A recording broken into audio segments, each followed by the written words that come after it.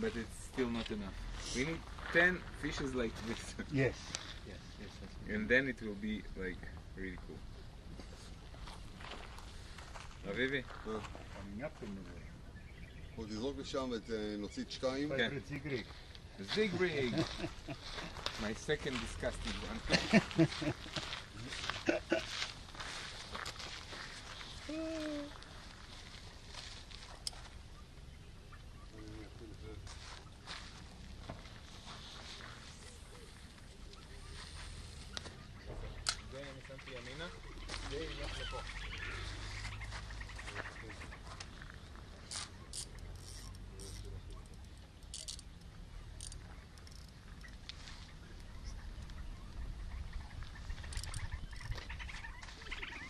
It will take me like 5 to 10 minutes until I can talk to you guys. No, carry on. Absolutely no problem. Catch your fish, that's the most important. We'll just show the world what you're doing and that's good enough. Did you run today? Not yet. Hey. I ran yesterday.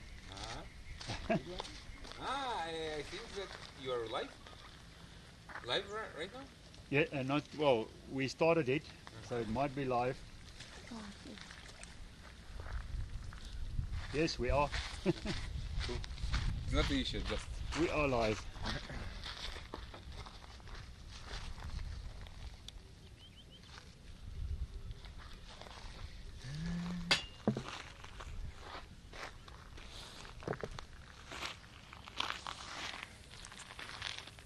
There is 1 hour and 40 minutes left. Yesterday on this specific peg with Roman, there were a couple of promises made by some of our viewers. There were estimations and we're gonna stand here and see what they are doing. We are bringing this to you live. It is an international carp angling tournament between South Africa and Israel at the Nyl Biodiversity Dam in Mokopane, South Africa. It is a cool morning, a lot of mist coming over the mountain, and we bring this broadcast to you live with the compliments of Daiwa, one of our media partners. Thank you, Daiwa, for that. Yesterday when we spoke to Roman, there were a couple of things that he alluded to. The first one was they needed about 500 to get to their personal best, but he also said that the helicopter rig is one of his least favorite rigs. He doesn't like it at all. The other rig he doesn't like to fish at all is a zig rig. Well, I'm catching him out that he's fishing zig rigs now. So you have to. so You've got to do it when you have to. Make me surprised. Both of my hate rigs are present.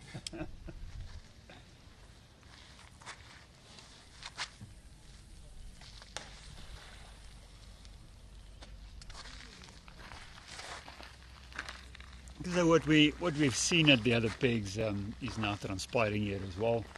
They figured it out. It's really working for them. Just before we switched on the camera here, they caught quite a nice fish. I would have estimated it quite close to 5 kilograms. I've got a number of bags in the water to be weighed. They stopped at 453 kilos. There might be about 20-25 kilos in the bags at the moment. Can you talk to us? Yeah, for a few seconds, yes.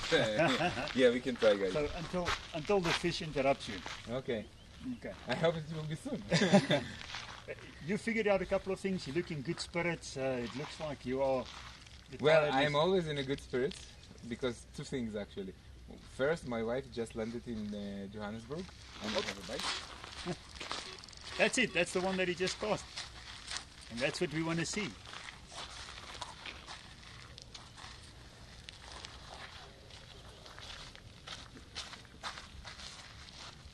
So my wife just landed. We are 1 hour short before. Yeah, I'm good. And we that close to be to my personal best, and Exactly what is your personal best? it's like depend how you look in a competition. It was up to 400 kilos. Non in competition, it was a bit more than 500 kilos. But so because it's a competition, we will take it as our personal best. So you're it's already fine. on your personal best? Right now, yes. Yes, competitive personal best. Yes. So now you need to make your social personal best as well. It's just for a good feeling. Yes. It's nice just to a do. number. It's just a number. Quite a change in tactics since we were here yesterday. Yes, and another. Sorry.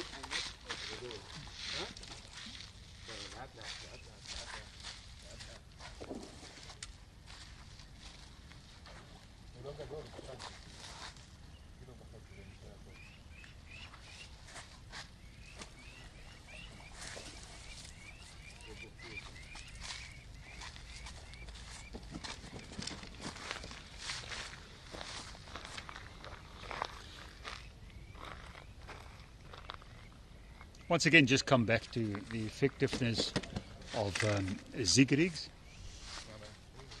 and the fact that there are so much fish actually feeding up in the water column, which makes me believe that how many times that we don't get a bite in normal bank angling or even carp angling. It's not that there are no fish in the swim, they are just not on the bottom, they're just up. But this is not a commonly fished method. So it is quite nice to see it so well executed in basically all the swims at the moment. They're not fishing it out very far, just a nice easy lob. They don't have to cast very hard.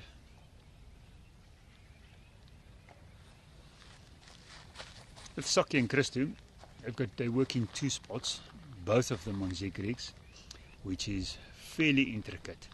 The short one is easy, they're catapulting every now and then a spom, catching on top of the surface as well as a little bit subsurface.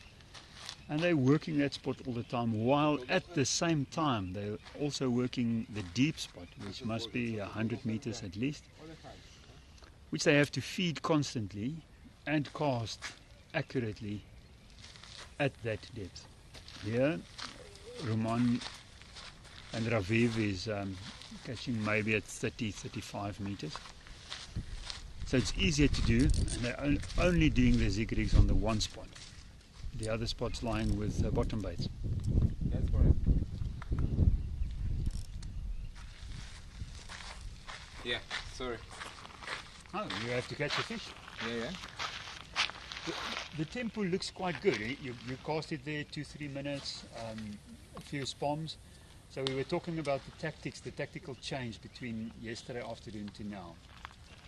Well, the lake is really surprising us because at least this side, I don't know about that side, but this side, every night, every day, it's a different day. So you start from each day, you start to search new things, and it's from that side it's very interesting because it's interesting to search for each day and to do new stuff. The zig rig, it's my favorite, not the best rig, but it's fine rig. Yeah, we use it a lot. It's just the problem with it that you need to constantly feed it. If you don't feed it, it's just luck. So yeah. That's why it's a tough work. We talked about them. Those guys are pretty nice. I even found their spoms, and if you go to them, they can get it back for $50. Well, they returned your marker float for free, eh? But it's a spom and it's with a lot of paintings on it, so I can show it later. But yeah, it's different tactic today. Today, for the last 1.5 hours, we will use two of these rods with zig on a short distance because it's easy to feed, and those two rods are on a far away distance. If we were not on the third day of the competition and we were fresh, we will put 4 of our rods on zig rig, and we will cast one short and one further away. But it's a bit tough for us right now to hold two spots. and to fit 2 spots. So we will do it like half-half and hope for the best. A good balanced risk and reward setup, I would say. Yeah, it's something like we are a bit tired. We didn't sleep that much for the last 3 days, and we will sleep today, definitely. The late night, between 12 o'clock and 6 o'clock in the morning, how was that for you? The previous nights you did pretty well in that area, but how was it last night? It was almost like previous night, but we hope that it will be better, because at least 3 hours we waste in order to search again for a correct distance and the correct time and the correct bait. When we found it, we start working pretty fast, and so by the end of the night we still pick up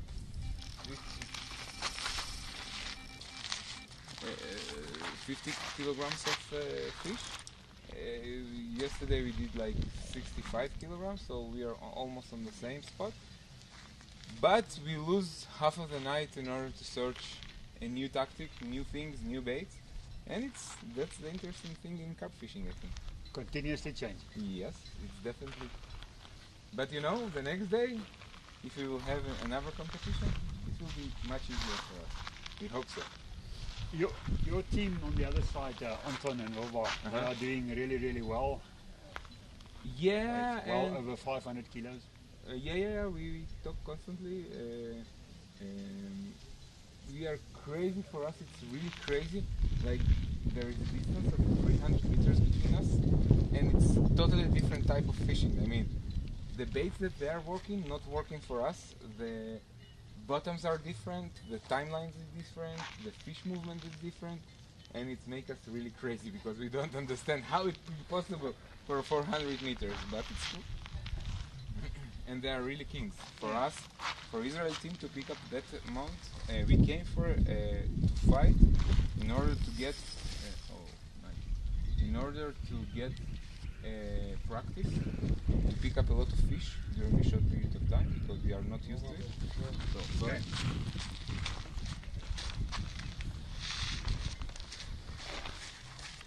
All about quality of fish. So the first fish as we landed here was a good quality, about 5 kilos. The next one was slightly smaller. This one is bigger again, not 5, but maybe 3 kilograms, even 3.5.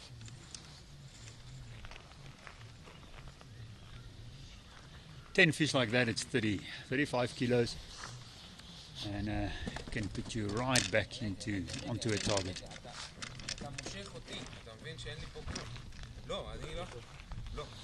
אני צריך להכין לו את הפיתיון, אחרת אין לנו מה לזרוק.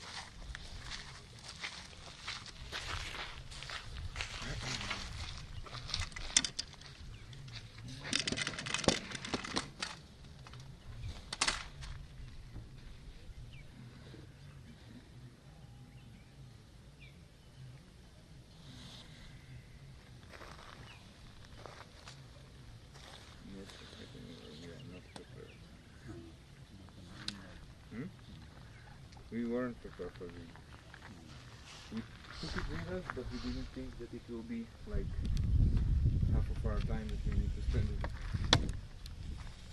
It's not a bad thing. It's just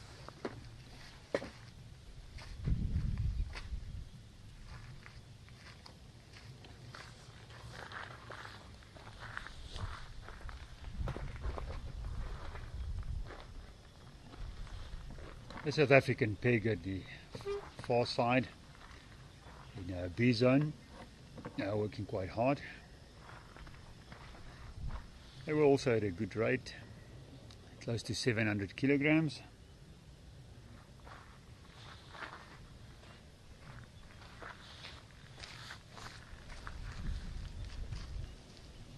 Vivi.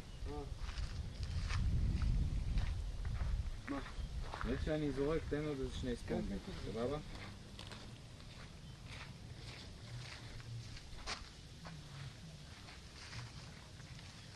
איפה סנדלר?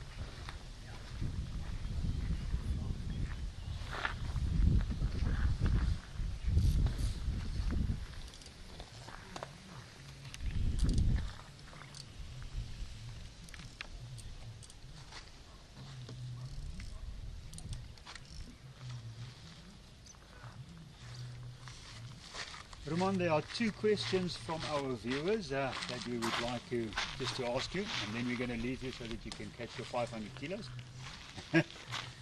The first question is, what did you find as your biggest challenge coming to South Africa for this tournament? Specific to South Africa or to come to No, the tournament abroad? Well, let's first say what is normally, or what is going abroad, what is the biggest challenge that you normally have? The usually is the big equipment. This is the most concern because when you are flying, you are not allowed to bring a lot of equipment with you. So usually when you compete in different country or different continent, it doesn't matter. You need to have, you don't have your own chair, your own bed, your own sleep bag or your own pod and stuff like that. So it's a bit different. So there is a big challenge because those things, you know, in carp fishing, you used to a lot of stuff that the things you want will be on your right hand, the things you don't on your left hand, and it's vice versa usually and stuff like that. So the big equipment is really challenging for us. This is the first thing, and the second thing is the bait, because you come into a different country and there is a different bait in each country. It's a different taste, different colors, different shapes and stuff like that, and you not all the time know what to choose. Yeah. And coming to South Africa, this specific tournament, what was the biggest challenge? Was it similar to that, or were there other things? Well, from us, it's the third time that we are coming to South Africa. The first time that we came for a world championship was a big disaster for us. From not for tournament perspective, from an equipment perspective, it was not well organized for us. Nothing depended on South African guys. The two other times, the last time and this time, Johan Opley was the guy who was responsible for to be our host, and it was perfect. So everything that we need, he provided us. He also provided the information. The guys give us their equipment. This is the equipment of Peter Bosch. So basically, we are in his camp. But in general, the guys are very nice, very helpful. We really enjoyed it because I think that carp fishing is break down all the walls that need to be between people.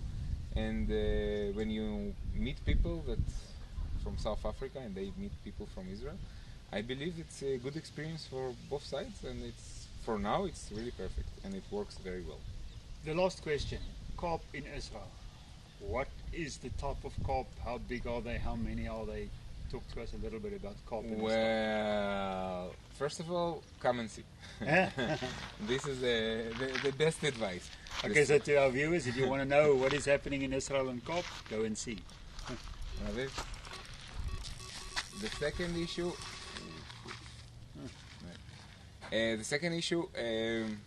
We have a small country, really small, and we have some small lakes, but most of our carp fishing are going during your summer, our winter, so basically from October till, let's say, March, something like that. We have one big lake, Sea of Galilee. For the Christian guys, is the place that Jesus Christ walked on the water, and there is a lot of holy places there. But it's a big lake. For us, it's a big lake, not for all the countries. It's very, very unique from a lot of perspective. First of all, it's very tough to fish there. There is no big population of carp there. The waves can be like 1.5 meters during the winter. So it's like a sea. Yeah, it's Sea of Galilee. Yeah. The deep that we usually fish is around from 8 meters to 10 meters. So it's a big different one. We used to feed a lot. When I say a lot, it's a lot. All the time Johan said to me, "Hey Roman, you will need to feed here a lot." And he said like 100 kilo per feed. And it's nothing. Okay, so there are some of the answers that you were looking for. The interesting part is the population of carp in the Sea of Galilee, and the fact that you have to really feed a lot. They feed a lot, they feed for 3 days, and then catch a couple of big fish in the next 3 days. So we're going to wrap up now. We're just going to watch the last one and then we're going to sign off. Thank you to Daiwa for being our media sponsor for the day.